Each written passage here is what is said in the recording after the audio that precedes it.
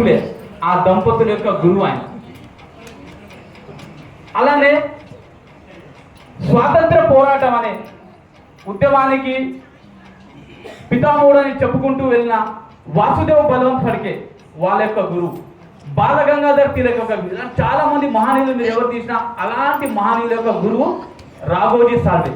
ఈయన గురించి ఎవరికి తెలియదు, ఎక్కువ మంది చెప్పలేదు, కేవలం మహారాష్ట్ర ఆ చుట్టుపక్కల మాత్రమే తెలుసు.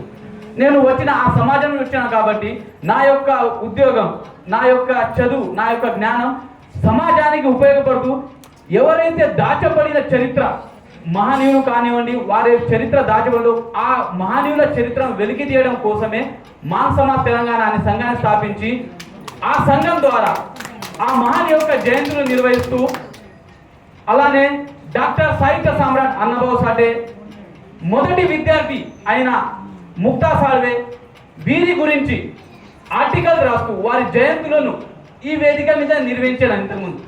అలాంటి వారి గురించి ప్రపంచాన్ని తెలియజేస్తూ మాన్ సమాజ్ ప్రజలు తెలంగాణలో పడుతున్న బాధలు అంటే మా సమాజం నుంచి ఎక్కువ మంది చదువుకోలేదు. నేను మొట్టమొదటిసారిగా అత్యున్నత పరిపాలన కేంద్ర కార్యాలయం అయిన సచివాలయం కానివ్వండి, రాజ్ భవన్ కానీ లేకుంటే పెద్ద ఉద్యోగం ఏం తీసినా ఆ ఉద్యోగంలో అడుగుపెట్టిన మొదటి వ్యక్తి నేను. అంటే మా మాతృభాష మరాఠీ. ప్రధాన కారణం అంటే మాతృభాష మరాఠీ వల్ల మేము ఎంతో కొంత ఇతరులతో పోలిస్తే, తెలుగు వారితో పోలిస్తే అది అర్థం చేసుకోవడానికి కొంచెం సమయం ఎక్కువ తీసుకోలేదు. కాబట్టి ఎక్కువ మంది ఇది మన వల్ల కాదు అని మా ప్రజలు ఇంతకుముందు ఉన్న వాళ్ళు ఎవరు చదివించలేదు. సౌకర్యాలు కూడా చాలా తక్కువ. నేను వచ్చింది ఆదిలాబాద్ జిల్లా నుంచి. ఆదిలాబాద్ జిల్లా గురించి మీకు తెలిసిన విషయమే, అది వెనుకబడిన జిల్లాని ఇప్పుడు కొంచెం ఇదవుతుంది. అలా మావాడు ఎవరు కూడా చదివించేవారు కాదు. కాబట్టి ఎవరు ఆ ప్రజల యొక్క సమస్యలు కూడా ఎవరికి తెలియదు.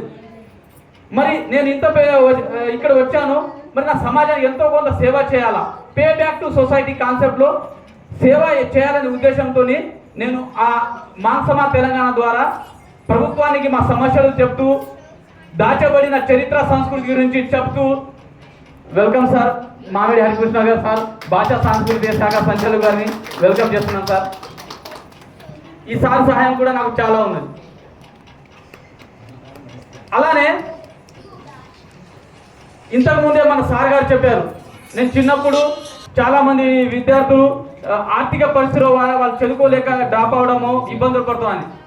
అలాంటిదే పేద విద్యార్థులు ఆర్థిక సమస్యల వల్ల తమ ఉన్నత విద్యను దూరం కావద్దని, అలానే పేదలు ఎవరైనా వైద్య సదుపాయం వల్ల అంటే మంచి కార్పొరేట్ హాస్పిటల్లో వైద్యం అందక ఆ డబ్బుతో రిటర్న్ పోవద్దు, అలాంటి వారి కోసమే ఎంతో కొంత సహాయం చేద్దాం అనే ఆ ఆశయంతో Telangana SC ST employees helping hand అనే చారిటీని స్థాపించి ఆ చారిటీ ద్వారా చాలా మందికి నేను హెల్ప్ చేయడం, మా సభ్యుల సహకారంతో ఎంతో కొంత సహాయం చేయడం జరుగుతుంది.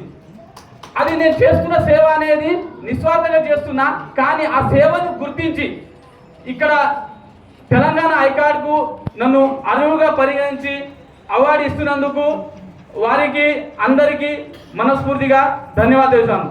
నాకు సమయం ఇచ్చిన అందరికీ ధన్యవాదాలు. Thank you.